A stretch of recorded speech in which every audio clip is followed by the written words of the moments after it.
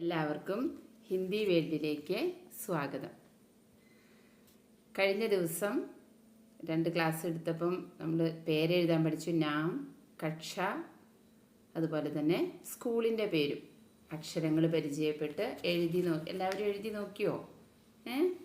എല്ലാവർക്കും എഴുതാൻ കിട്ടിയോ?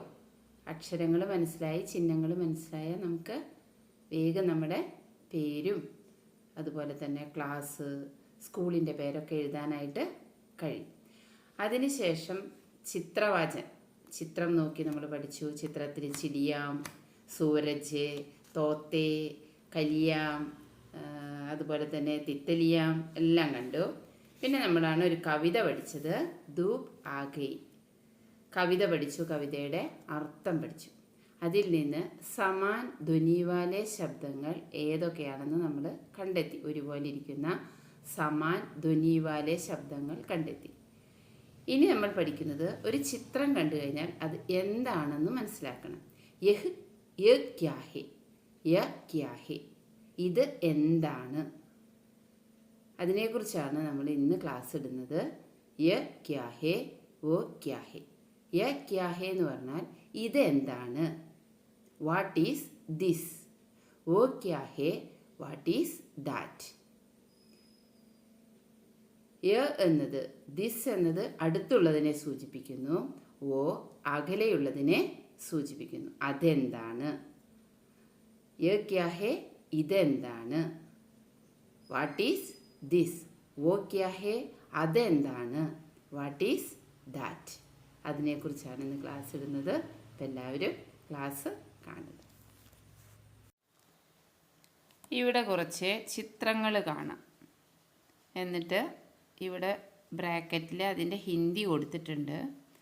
അപ്പോൾ യഹ് ക്യാ ഹെ, യ ക്യാ ഹെ, ഇത് എന്താണ്? യ കലം ഹെ, ഇത് പേനയാകുന്നു. യ ക്യാ ഹെ, യ കിതാബ് ഹെ, ഇത് പുസ്തകമാകുന്നു. യ ക്യാ ഹെ, യ മേസ് ഹെ, മേശയാകുന്നു. അപ്പോൾ യഹ് എന്ന് പറഞ്ഞാൽ ദിസ്, ഇത്. യഹ് വരുമ്പോൾ ആ സെൻറ്റൻസിൻ്റെ അവസാനം ഹേയാണ് വരിക, സിംഗുലർ ആയതുകൊണ്ട്. ക്യാ, എന്ത്, ഇത് എന്താകുന്നു? യ മേസ് ഹേ, ഇത് മേശയാകുന്നു. വോ എന്ന് പറഞ്ഞാൽ ദാറ്റ്, അത്. അപ്പോൾ ഓ ക്യാ ഹേ, ഓ കുർസി ഹേ, അത് കസാരയാകുന്നു. ഓ ക്യാ ഹേ, ഓ ഗഡി ഹേ, ക്ലോക്കാകുന്നു. അടുത്ത ഭാഗത്തേക്ക് നമുക്ക് നോക്കുമ്പോൾ അറിയാം,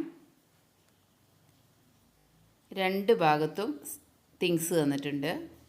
അവിടെ യഹും വഹും വന്നിട്ടുണ്ട്. യഹ് എന്ന് പറഞ്ഞാൽ ദിസ്, ഓ ദാറ്റ്.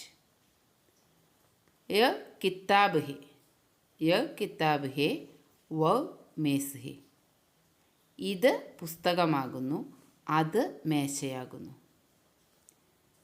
യ ഛത്തരി ഹെ, വ ഗഡി ഹെ, ഛത്തരി കുട. യ ഛത്തരി ഹെ, വ ഗഡി ഹെ, ഇത് കുടയാകുന്നു, അത് ക്ലോക്കാകുന്നു. യ മച്ഛലി ഹെ, ഇത് മീനാകുന്നു. വോ ചിടിയാ ഹെ, അത് പക്ഷിയാകുന്നു. അപ്പോൾ ഇവിടെ നോക്കുമ്പോൾ യ പറയുമ്പോൾ അടുത്തുള്ളതിനെ സൂചിപ്പിക്കുന്നു. വോ അകലെയുള്ളതിനെ സൂചിപ്പിക്കുന്നു.